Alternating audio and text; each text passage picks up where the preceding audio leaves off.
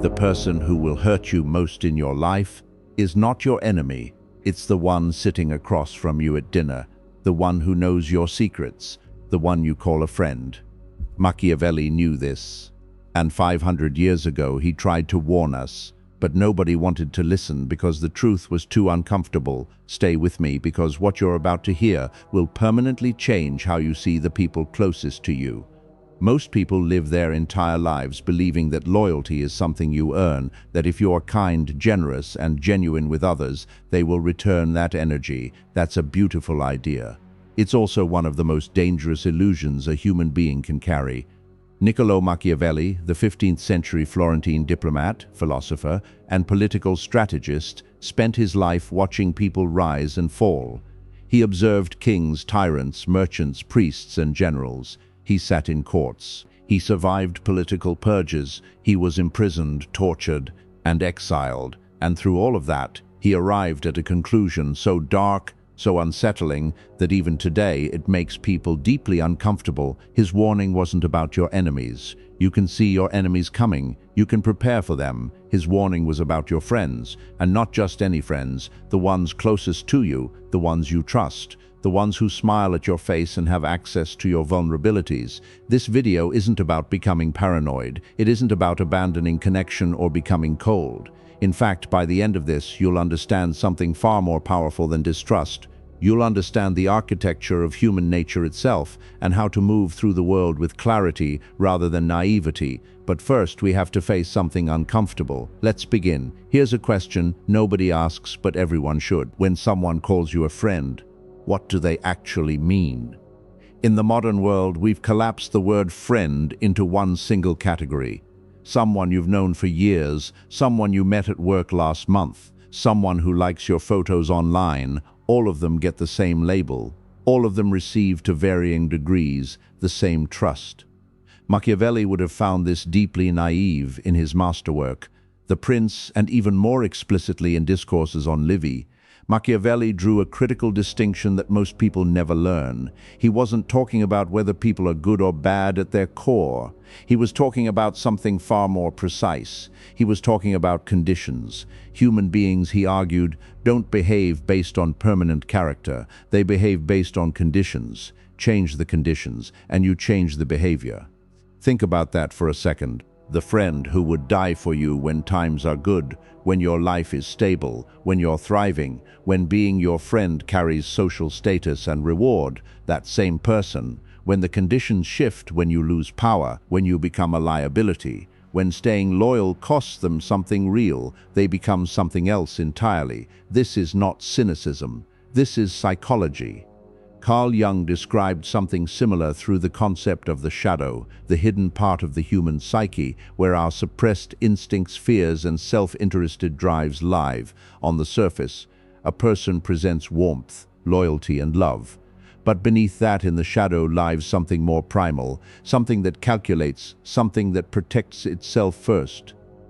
Jung didn't say this was evil. He said it was human. The problem, Machiavelli would tell you, is that most people never acknowledge this in themselves or in others. They operate under the assumption that friendships are unconditional, that the love they've built with someone is immune to circumstance. And this assumption, time and again, leads to catastrophic betrayal. History is full of it. Caesar didn't see Brutus coming, not because Brutus was a master of deception, but because Caesar allowed affection to cloud analytical observation. He trusted the emotional category of friend more than he observed the behavioral reality in front of him. The question isn't, is this person my friend? The more important question is, under what conditions would this friendship end? Now here's where Machiavelli goes even deeper. And this is the part that most people find hardest to accept. He wrote that men will sooner forget the death of a father than the loss of their inheritance. Read that again. People forget profound grief faster than they forget financial injury. They forget love faster than they forget advantage. Why? Because grief is emotional, and human beings are remarkably resilient emotionally over time. But advantage, status, money, power, opportunity, those are tied to survival, and survival instincts are ancient, stubborn, and merciless. What this means for friendship is something profound and uncomfortable. When you do something generous for someone, when you help them get a job, when you lend them money, when you advocate for them, when you give them your time, your energy, your emotional labor, you may believe you are building loyalty. You are building a bond. Machiavelli would tell you you are building a debt, and debts, psychologically, create resentment. This is not a fringe theory. Modern psychology confirms it. Studies in social exchange theory show that when one person gives consistently without reciprocity, the receiver begins to experience a subtle but real sense of discomfort at being the one who is always receiving. And that discomfort, over time, transforms. It becomes avoidance, then distance, then, in extreme cases, hostility. You've probably seen this in your own life. Someone you helped extensively, someone who benefited enormously from your generosity, and they drifted away. Or worse, they turned. You couldn't understand it. You gave them everything. That's precisely the problem. Machiavelli's insight here is staggeringly modern. He understood that the psychology of friendship is entangled with the psychology of power. When you give too much, when you become the permanent benefactor, the always availer supporter, the one who endlessly sacrifices, you don't build loyalty, you build an imbalance. And imbalances in human relationships create instability. The friend who owes you nothing feels free. The friend who owes you something, consciously or not, feels trapped. And trapped people find exits. Stoic philosophy offers a parallel insight here. Seneca wrote extensively about what he called false friendship, relationships built on utility and advantage rather than genuine virtue. He warned that such friendships are the most dangerous precisely because they look real, they feel real, until the utility disappears. The key distinction Seneca made, and this is critical, was between a friend who is with you and a friend who is for you. Someone can be physically, socially, emotionally present in your life and still be primarily operating for themselves. The warmth is real, the affection may even be genuine, but beneath it is a calculation, conscious or not, about what this relationship provides. This doesn't make them a monster. It makes them human. The question Machiavelli forces us to ask is whether we are willing to see this clearly. I want to pause here for a second, because I know what some of you are thinking. You're thinking, this is too dark, this can't be entirely true. The people in my life are different, and maybe they are. But I want you to stay with me, because what comes next isn't just about identifying who around you is loyal and who isn't.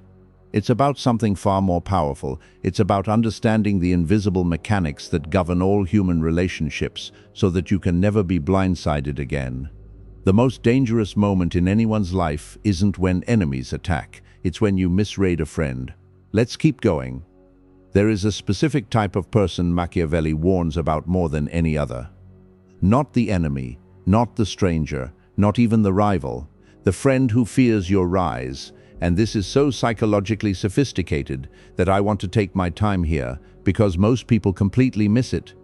When you begin to grow, when you become more successful, more confident, more visible, more powerful, something interesting happens in your social circle. Some people celebrate it genuinely, but others experience something they can barely admit to themselves, a quiet, corrosive threat.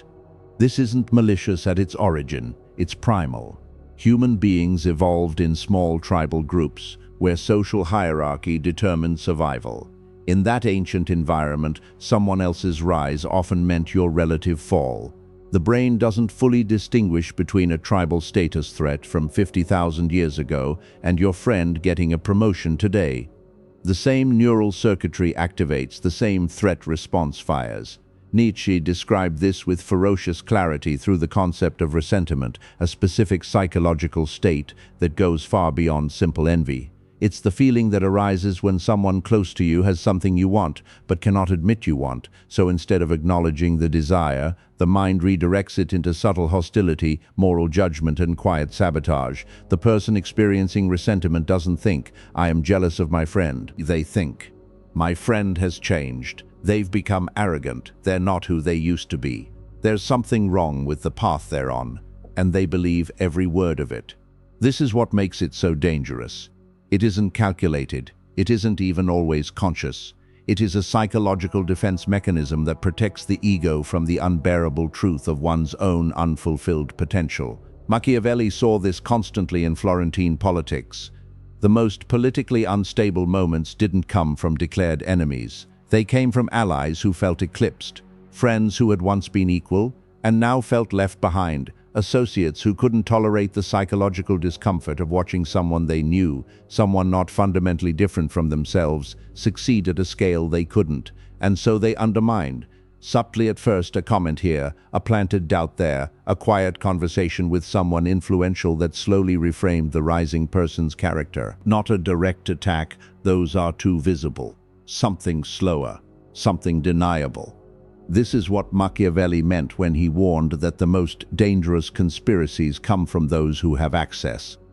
An enemy doesn't have access. A friend does. Your friend knows which version of you lacks confidence. They know which relationships are fragile. They know which decisions you second-guessed. They know your history. They know your secrets. In the wrong psychological state, driven by resentment, by threatened ego, by the quiet rage of an unlived life, that knowledge becomes a weapon. This doesn't mean your friends are plotting against you. It means that proximity is power, and power without awareness is vulnerability. So how do you navigate this? How do you maintain human connection without becoming paranoid, isolated, or cold? This is where Machiavelli's thinking becomes less about doom and more about strategy. The first principle: observe behavior over time, not in moments.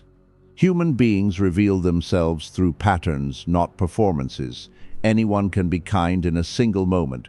Kindness in a single moment costs nothing and can be strategically manufactured. What cannot easily be faked is consistent behavior across diverse circumstances, especially when the circumstances are unfavorable. Watch how someone behaves when they're under pressure. Watch how they talk about other people when those people aren't in the room. Watch how they respond to your good news versus your bad news. Watch whether their generosity is selective, appearing when there's an audience and disappearing in private. Watch whether they ask questions about you out of genuine interest or to collect information. These are not paranoid exercises. These are the fundamental skills of social intelligence that Machiavelli spent his life studying. The second principle: distinguish between what someone says and what they do. This seems obvious, and yet most people consistently override the evidence of behavior with the warmth of words. Why? Because words engage the emotional brain. Words feel intimate.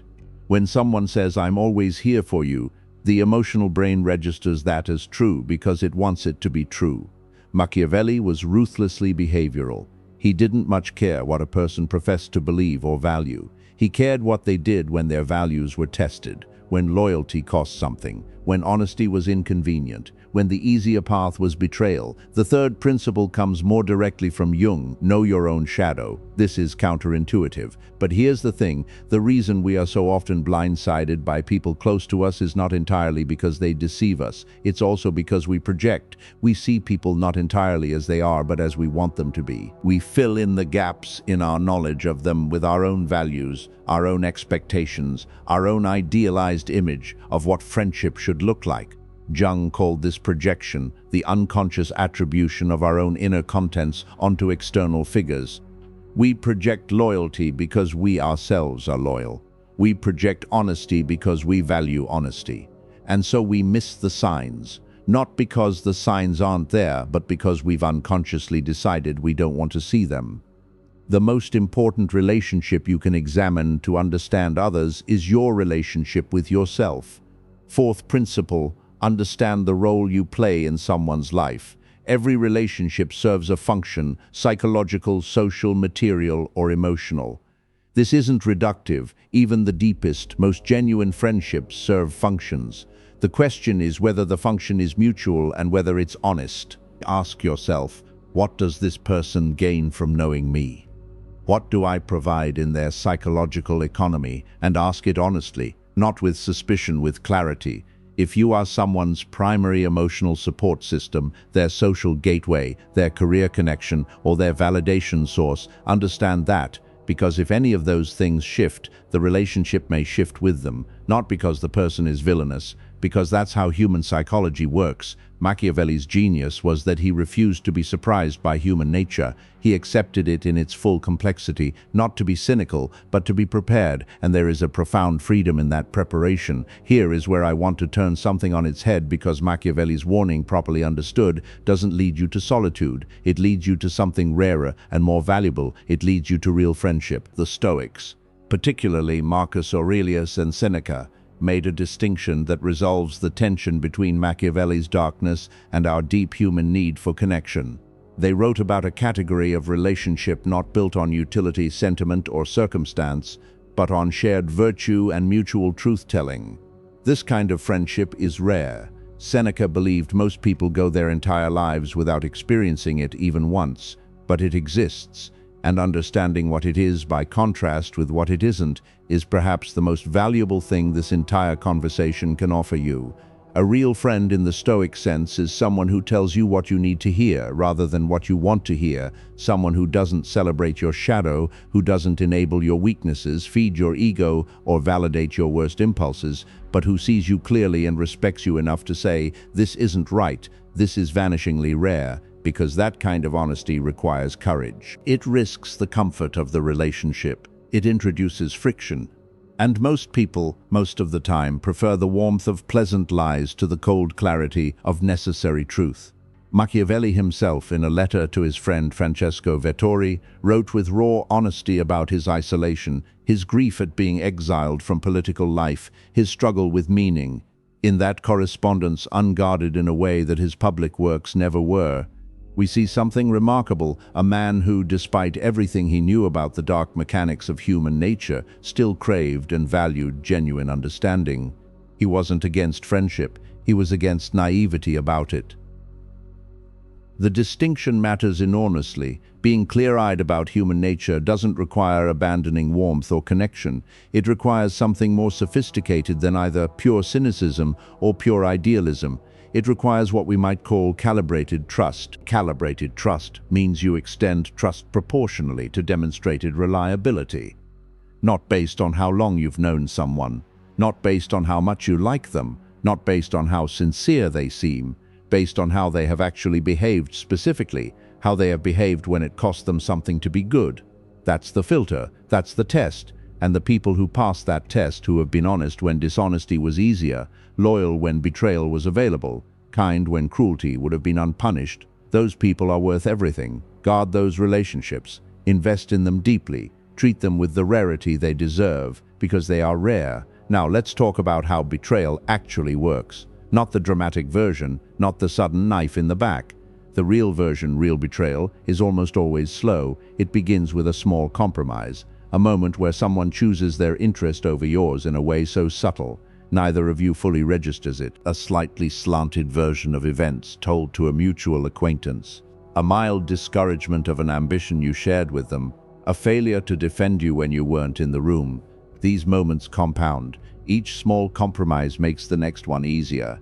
By the time the significant betrayal occurs, the public undermining, the broken confidence, the direct sabotage, the person doing it has already built an internal narrative that makes it feel not only acceptable, but righteous. This is the architecture of betrayal. It rarely begins with malice, it begins with self-interest, moves through rationalization, and arrives at narrative justification. Machiavelli understood this mechanism intuitively. He wrote that men will always find a reason to do what they were already inclined to do. The reason comes after the inclination. The moral justification is constructed retroactively to protect the ego from the discomfort of acknowledging self-interest as the primary driver. This is why confronting a person who has betrayed you rarely produces honest acknowledgement. Because in their mind, genuinely, they are not a betrayer. They are someone who was forced into a difficult situation and made a reasonable choice. You simply don't understand. Understanding this doesn't require you to forgive everything, but it does require you to stop being surprised. When someone betrays you, the appropriate response, Machiavelli would argue, is not moral outrage, which is emotionally satisfying, but strategically useless. It is clear assessment. What happened? Why did the conditions allow for it? What did I miss? And what do I do now? Marcus Aurelius captured this with characteristic precision. When someone wrongs you, ask what view of good and evil led them there, not to excuse them, but to understand them, and in understanding them, to cease being governed by your shock. Shock is expensive, it paralyzes, it makes you reactive. It keeps you focused on the injustice rather than the strategy. The person who has been betrayed and remains shocked is still, in a sense, under the control of the betrayer, because their attention is consumed by emotion rather than directed toward the future. Move forward clearly, deliberately, without bitterness, because bitterness is just another form of imprisonment. One of the most underappreciated aspects of Machiavelli's social philosophy is what he said about silence and selective disclosure. He wrote that a wise man shares his vulnerabilities with no one and his plans with few. In the context of friendship, this is not about distrust. It is about understanding the psychology of information. When you share a fear with someone, you are handing them a key. Most people, good, kind, decent people, will never use that key to open anything harmful. But the key exists, and under certain conditions, in certain emotional states, with certain motivations in play, a key becomes a temptation. This is why Machiavelli was deeply skeptical of complete emotional transparency, the idea that a truly intimate friendship requires the full, unguarded sharing of every weakness, every doubt, every private aspiration. Not because intimacy is dangerous, but because most relationships are not equipped to hold that kind of weight responsibly. This isn't pessimistic. It's a form of respect for yourself and for the relationship. You maintain a core of privacy not because you distrust everyone, but because you understand that your interior life is your most strategic asset. It is the source of your power, your direction, your clarity. When you broadcast that interior life indiscriminately, you don't build connection, you build dependency, or worse, you build an audience for your own undoing. The Stoics called this the practice of the inner citadel, the idea that there is a space within you that remains yours, regardless of external circumstances, that no one can enter without permission, that cannot be taken, manipulated, or destroyed. This doesn't mean building walls, it means building foundations. Be warm, be present, be genuinely engaged with the people in your life, but understand that not every room in your interior world needs to be open to every visitor. The people who have truly earned access through demonstrated virtue, through consistent loyalty, through the rare courage of real honesty, let them in fully. Cherish them, trust them. Everyone else, extend appropriate warmth, appropriate engagement, appropriate generosity. But maintain the citadel. This is not coldness. This is self-possession. Let me bring this home. Machiavelli's warning about friends was never really about paranoia. It was never a manual for isolation or cynicism. Read carefully, read honestly. It was a form of love for truth. A refusal to let the beautiful illusions we construct around human relationships blind us to the reality of what those relationships actually are. And the reality is complex, beautiful and complex. Human beings are capable of extraordinary loyalty, of genuine sacrifice, of friendships that transcend self-interest, that survive catastrophe, that deepen over decades into something that approaches the sacred. These relationships exist, they are real, they are among the most valuable things a human life can contain, but they are not the default. The default is conditional. The default is self-interested, contextual, and subject to change when circumstances change. That's not a condemnation, that's just an honest account of what most human relationships look like most of the time. Machiavelli's gift, properly received, is this: when you stop expecting the impossible from ordinary relationships, when you stop demanding unconditional loyalty from people operating under very real conditions, you free yourself from one of the most persistent sources of human suffering. Betrayal doesn't only sting because of what was done, it stings because of what we believed. And what we believed was often something we constructed ourselves from wishful thinking, from projection, from the deep human need to feel accompanied and understood. The path forward isn't to stop trusting, it's to trust with eyes open. It's to watch behavior rather than listen to words, to observe over time rather than judge in moments, to understand the role you play and the role others play, without reducing any of it to mere transaction, to maintain the inner citadel, the private core that belongs to you while remaining genuinely, warmly, intelligently open to the rare individual who demonstrates through action that they deserve the deepest rooms. Nietzsche wrote that one must still have chaos within oneself to give birth to a dancing star. The chaos of human nature, the shadow, the self-interest, the resentment, the conditional loyalty, these are not things to fear. They are the reality within which genuine connection, when it occurs, becomes all the more extraordinary. You don't need many real friends. You need real ones, and to find them, to recognize them, to keep them, you have to first be willing to see everyone, including yourself, with unsparing clarity. That is Machiavelli's warning. That is his gift. He didn't write The Prince to create tyrants. He wrote it to create people who could not be deceived. Be that person. If this moved something in you, a thought, a memory, a reconsideration of someone in your life, sit with that. Don't rush past it. The most valuable thing you can do with what you've just heard isn't to apply it strategically tomorrow. It's to turn it inward first. To ask honestly, where have I been projecting? Where have I been naive? And where, perhaps most importantly, have I been a better friend in my own imagination than I have in my actual behavior? Machiavelli would approve of that question. If you want to go deeper into the mechanics of human behavior, the psychology of power, perception, and authentic personal sovereignty, there's more on this channel. These ideas compound. Each one opens the next. Think carefully, move slowly, trust clearly. Until next time.